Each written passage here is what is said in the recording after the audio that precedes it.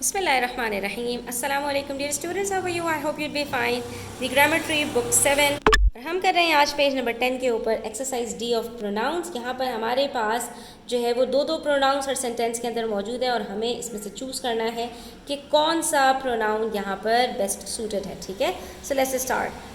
Who, whom, in your opinion, is the most talented among these young musicians? तो अब यहाँ पर अब आप देखो, who in your opinion is the most talented among these young musicians? Whom is in your opinion? तो यहाँ पर स्टूडेंट्स whom हम तब यूज़ कर रहे होते हैं जब हम किसी की तरफ कोई पोजेशन वगैरह जो है शो करने की कोशिश कर रहे हो कि ये किस का है, और या फिर ये सेंटेंस के बीच में यूज़ हो रहा होता है। जैसे हमने लास्ट एक सेंटेंस में देखा था, What was the name of the person whom we met yesterday? ठीक है, कि उसका नाम क्या था जिससे हम मिले थे। ठीक है, तो यहाँ पर हमारे पास whom तब इस्तेमाल होता है। यहाँ पर सेंटेंस में देखो, who in your opinion is the most talented among these young musicians? कौन है, और कौन के लिए हम यूज़ कर रहे होते हैं who को। तो यहाँ पर हमारे पास जो सही ऑप्शन है वो who होगा, whom नहीं होगा। The news did not arise on its own. कोई भी खबर होती है अपने आप तो नहीं निकल आती है। Somebody, anybody must have spread it. अब यहाँ पर आपने बड़े गौर से देखना है बच्चों कि somebody और anybody के दरमियान में डिफरेंस क्या होता है। Somebody कोई भी, anybody कोई भी, मतलब यानी दोनों मीनिंग में तो सेम है लेकिन इनका यूज़ थोड़ा सा डिफरेंट है। anybody के अंदर आपको कोई स्पेसिफिक बंदे का कोई डाउट भी नहीं होता कि इतने लोगों में से कौन हो सकता है। जितने लोगों की आप बात कर रहे हैं ना, उसमें से कौन होगा आपको नहीं पता होता। एक रैंडम बंदे की बात की जा रही होती है कि कोई भी, ठीक है, एनीवन, एनीबडी। समबडी के अंदर कहीं ना कहीं कुछ क्लू होता है, कुछ हिंट होता है जो आपको आइडिया दे रहा होता है कि यहाँ पर आप किसकी बात कर रहे हैं। The news did not arise on its own, कि खबर कोई अपनी आप बाहर नहीं आ जाती, कोई ना कोई तो इसको फैलाने वाला होता है। तो somebody must have spread it, ठीक है, कोई ना कोई यहाँ पर फैला रहा होता है। ये anybody must have spread it नहीं आएगा, यहाँ पर आएगा somebody must have spread it. The cat fed it itself till it was round and heavy. अब यहाँ पर हमने ये itself और themselves और ये सारे जो प्रोनाउंस पढ़े थे स्टूडेंट्स, तो वहाँ पर हमने क्या चीज़ डिस्कस की थी कि ये माने किसके माने में आता है, खुद को। ठीक है, और यहाँ पर ये इट नहीं आएगा। The cat fed it till it was round and heavy, नहीं, the cat fed itself, उसने खुद को जो है वो जो है अपना खाना पीने का इंतज़ाम किया, यहाँ तक कि वो बहुत ज़्यादा मोटी ताज़ी हो गई। तो यहाँ पर रिफ्लेक्सिव प्रोनाउंस हम सब्जेक्ट की तरफ रेफ़र करने के लिए यूज़ करते हैं इसको, और इसके अंदर सब्जेक्ट का मौजूद होना ज़रूरी है। ठीक है, अब यहाँ पर हमारे पास द कैट फेड इट नहीं होगा। सही है, जब भी हम यहाँ पर सब्जेक्ट को दोबारा से रेफ़र कर रहे होते हैं, अपने आप को रेफ़र कर रहे होते हैं, खुद को रेफ़र कर रहे होते हैं, तो वहाँ पर हम रिफ्लेक्सिव प्रोनाउन यूज़ करते हैं। अगर यहाँ पर कोई और जो है वो कैट को फीड कर रहा होता, क्या यहाँ पे सब्जेक्ट अलग होता और ऑब्जेक्ट अलग होता, एक ही जो है वो सब्जेक्ट और ऑब्जेक्ट नहीं होता, तो हम यहाँ पर इट यूज़ कर रहे होते। ठीक है, ये चीज़ आपने देखनी है। Please hand whose these over only to the class monitor. Please hand these over only to the class monitor. These हम किस लिए यूज़ कर रहे होते हैं, ये हमारे पास होता है डेमोन्स्ट्रेटिव के अंदर, जहाँ पर हम स्पेसिफिक थिंग्स को पॉइंट आउट कर रहे होते हैं कि ये जो है ना मेरे हाथ में जो है ना ये सारी चीज़ें जो है क्लास मॉनिटर को दे देना। हुज तो हम यूज़ कर रहे होते हैं इंटेरोगेटिव के अंदर, सवालिया के अंदर। यहाँ कोई सवाल थोड़ी है, ये तो रिक्वेस्ट हो रही है, तो रिक्वेस्ट के अंदर तो हम क्या कहेंगे, डेमोन्स्ट्रेटिव जो है यूज़ करेंगे प्रोनाउन कि ये वाली ये जो कॉपीज़ है ना ये प्लीज़ जो है मॉनिटर को दे देना। I saw some boys standing here, where are they, where are those. अब यहाँ पर क्या आएगा, वेयर आर दे, आप उनके बारे में, बच्चों के बारे में सवाल पूछ रहे हैं तो ये दे रेफर कर रहा है बॉयज़ को, यहाँ पर दोज नहीं आएगा। यहाँ पर क्या आएगा, I saw some boys standing here, where are they. अक्सर हमने ये सेंटेंस सुना भी है कि वो कहाँ गए, जो बच्चे यहाँ पर खड़े हुए थे जिनको मैंने अभी देखा था। I wrote a letter to the person that who is in charge now. अब यहाँ पर बच्चों याद रखना, एक ट्रिक बता रही हूँ कि दैट हम जो है वो उन लोगों के लिए यूज़ करते हैं जो नॉन ह्यूमन हो ज़्यादातर, ठीक है। और हु हम यूज़ करते हैं ह्यूमंस के लिए, पीपल के लिए। हाँ, दैट हम स्पेसिफिकली अगर क्लास या टाइप ऑफ पीपल की बात हो रही हो, जैसे दैट टीम, तो फिर हम वहाँ पर जो है वो दैट लोगों के लिए भी यूज़ कर लेते हैं, वरना हम हु यूज़ करते हैं इंसानों के लिए, और दैट यूज़ करते हैं जो है वो गैर इंसान यानी जानवरों के लिए या जो है वो थिंग्स के लिए, ठीक है। ये आपने यहाँ पर याद रखना है। तो I wrote a letter to the person, person को लिखा है, तो who is in charge now, तो यहाँ पर हु आएगा, दैट नहीं आएगा।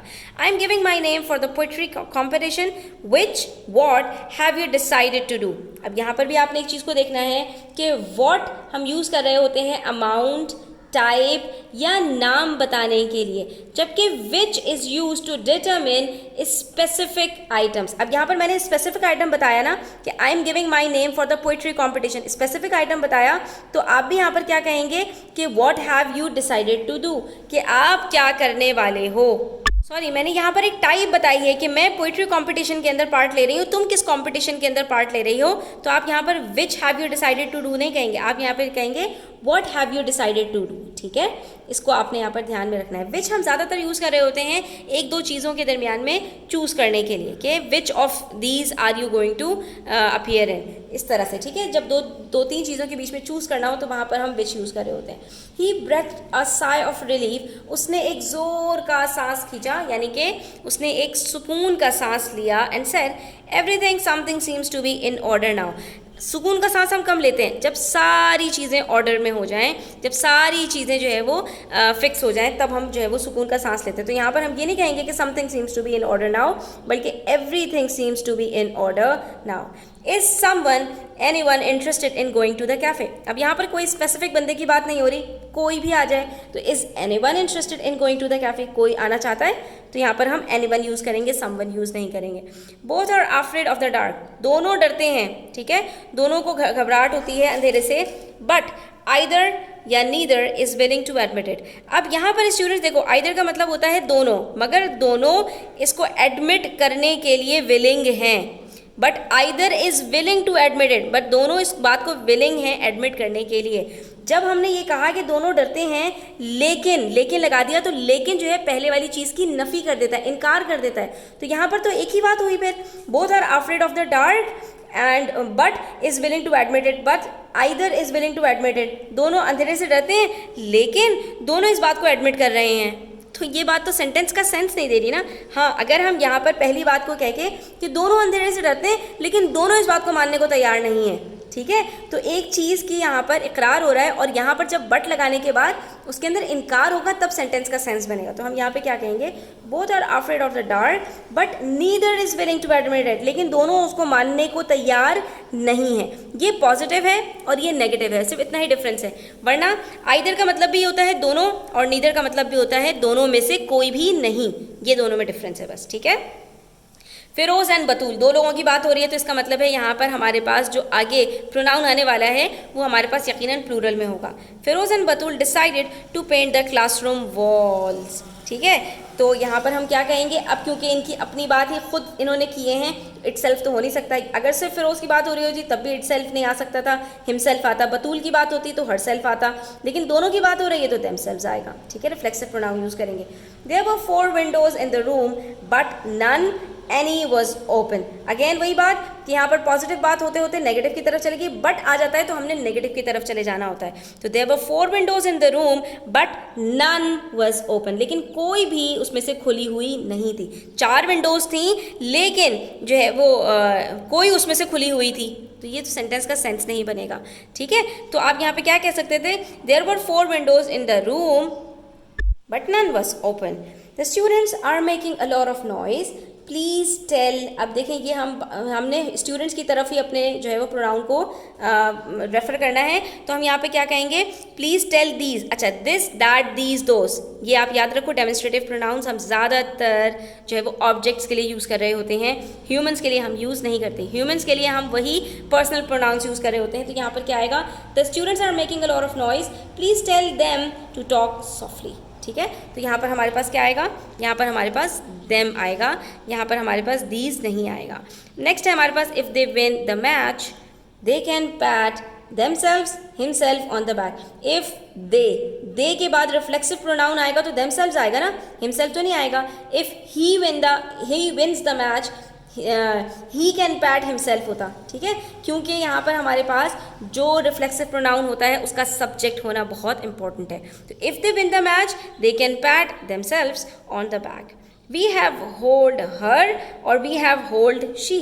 तो ये तो हमने पढ़ लिया कि पर्सनल प्रोनाउंस के अंदर हमारे पास अगर ऑब्जेक्ट की जगह पर प्रोनाउन आएगा तो ऑब्जेक्ट प्रोनाउन आएगा, और अगर सब्जेक्ट की जगह पर प्रोनाउन आएगा तो सब्जेक्ट प्रोनाउन आएगा. तो ये हर जो है वो ऑब्जेक्ट प्रोनाउन है, शी सब्जेक्ट प्रोनाउन है. तो क्या होगा, we have told her many times that she is a great singer. अब ये दो अलग अलग सेंटेंसेस हैं, दोनों को यहाँ पर इसने मिला दिया, ठीक है. तो इसलिए यहाँ पर जब हमारे पास नेक्स्ट सेंटेंस स्टार्ट हो रहा है तो वो she से स्टार्ट होगा कि अगेन यहाँ पर हमने जो हर जिस लड़की की बात कर रहे थे अब उसके लिए हम जो बात कर रहे हैं वो अगेन हमारे पास सब्जेक्ट बन चुकी है, that she is a great singer.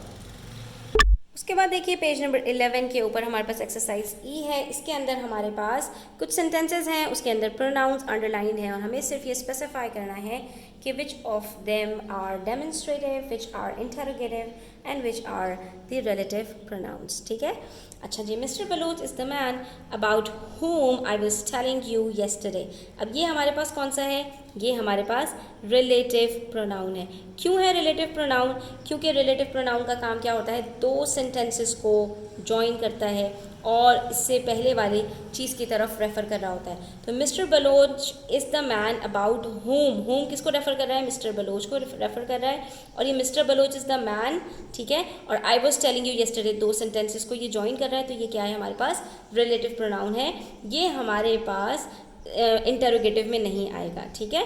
This is the house, ये पॉइंट आउट कर रहे हैं यहाँ पर किसी स्पेसिफिक चीज़ की तरफ. जब पॉइंट आउट करें, आइडेंटिफाई करें किसी भी चीज़ को, तो दिस दैट दीज दोज हमारे पास कौन से होते हैं, डेमोन्स्ट्रेटिव प्रोनाउंस. तो ये क्या हो जाएगा हमारे पास, डेमोन्स्ट्रेटिव. ठीक है.